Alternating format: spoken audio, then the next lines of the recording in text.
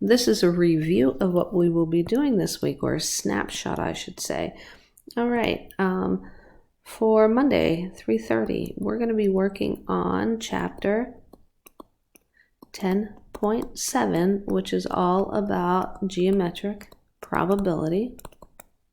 So you'll be learning about how to find the probability of length and the probability of area. And there's a homework assignment that'll take approximately 40 minutes.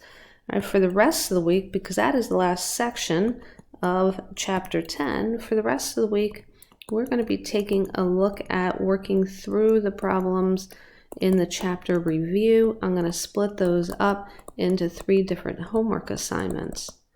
The first homework assignment will be problems 1 through 15. The second homework assignment will be problems 16 through 30. And the last one will be 31 through 46. So each assignment will be 15 or 16 problems long, and that will help get you ready for the chapter test in your geometry class.